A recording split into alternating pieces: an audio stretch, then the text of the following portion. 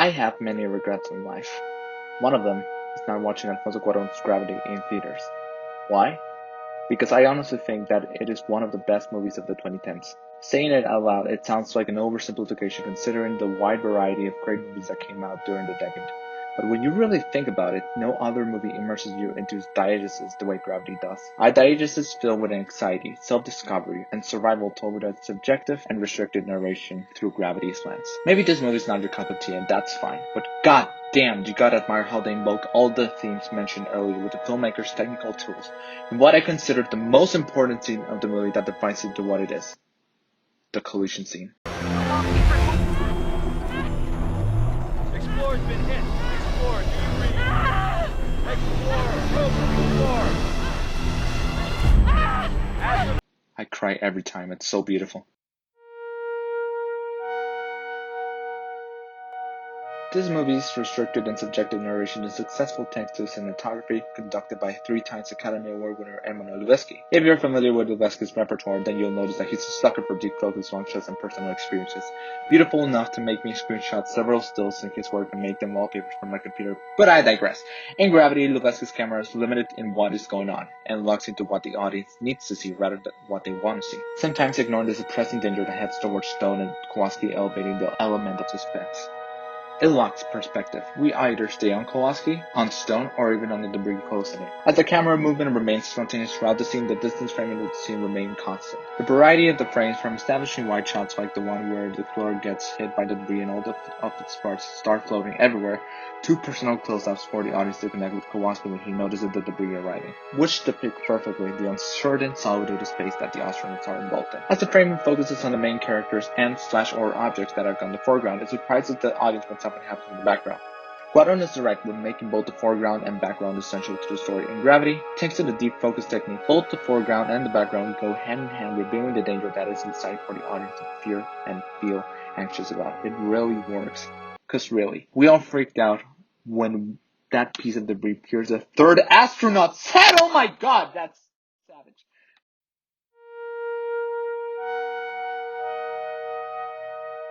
Sound editing is important. In Gravity, it encapsulates the spatial nightmare that both Kowalski and Stone face in the movie. Even if the cinematography seems to be the most valuable facet of what makes the scene a masterpiece, it would not have the same effect if the sound was not present at all. This is being said on the premise that most of the scene's sound is diegetic and internal. The Academy Award-winning team got its merit by editing and mixing a supposed amount of 6 on-screen and 4 off-screen tracks into the soundscape. The on-screen sounds are composed of faint internal sounds that include faint tool usage, the visible astronauts' communication through their telecoms, Dr. Stone's intensified heartbeat, and the faint rumbling of the Explorer when it is wrecked by the debris. Off-screen sounds include the telecoms of Houston, the ISS, the crew of the Explorer, and an inaudible telecom that shares no weight to the story whatsoever. Is this completely accurate? I don't think so. I'm not a professional in the field, but this is the best I could hear. Still, the soundscape comprised of the dialogue, sound effects, and some silence is all internal because they reflect how the astronauts perceive sound in space and how the havoc defines it as they slip into danger. The diegetic sounds have a large share of influence defining the scene by stating the space that they are present in and how the sound adjusts with their isolation. However, the non-diegetic music cannot remain unnoticed as it plays a primordial role with the diegetic tracks, the apprehensive score that elevates the intensity of the destruction of the movie, and how it synchronizes perfectly when Stone spirals in the middle of the destruction. Dude, you literally can just listen to the movie and feel chills just the same way, I guess.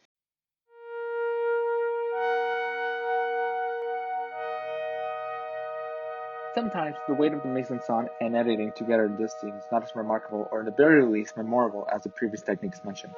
The editing barely gives something to talk about because of how invisible it is. However, that's the best part. The secret cuts are useful for the cinematography to pull off a locking perspective as the appearance of a seemingly fluid sequence is deserving of the Academy Award for Best Editing. The mise-en-scène is impressive, but for a story of this magnitude, it ends up being basic story-wise. The setting clearly states that they're in space, the acting successfully recreates the hustle of the characters, and the costumes look undoubtedly realistic. However, the lighting and the unbalanced composition of the scene give something to talk about. The almost hard lighting gives volume to what the astronauts interact with and highlights the contrast between the safe zone and the ominous darkness of space. It is important to note that the lighting is unrealistic because real sunlight is more low-key, and if you're wondering what low-key lighting is, then I'm just going to show you here pictures and you can see how it looks. This is done on purpose to filter the audience point of view into the movie to immerse them further into the scene so they can understand what the astronauts go through. The composition creates parallels between the calmness and horror of space. Right before the astronauts receive the warning from Houston, space is calm and maroon, creating a sense of peace with the viewer and the characters. Once the debris arrives at the explored destination, holy crap, it all goes to hell! Even with the use of the mise-en-scène and the editing of the movie are minimal or not that important as the cinematography and the sound, there is no doubt that they construct an elaborate story that has been made by the best of the filmmaker's ability. I mean, it just looks so freaking good. Oh my god! To finally conclude, the cinematography, sound mixing, editing, and mise-en-scène craft an incredible motion picture with the use of subjective and restricted narration. Taking into consideration that this amount of effort is so shown in the first scene, one can say for certain that this is a film for the ages. Cuarón is a master of crafting movies of human survival and philosophical quest through their diegesis, and Gravity stands as a power of his ability. His repertoire has been diverse and fruitful, and there is no doubt that his next project will transcend cinema in a unique way. If Lubezki became the director of photography for the TV adaptation of The Last of Us, and Cuarón directed a few episodes, I honestly wouldn't be mad at all.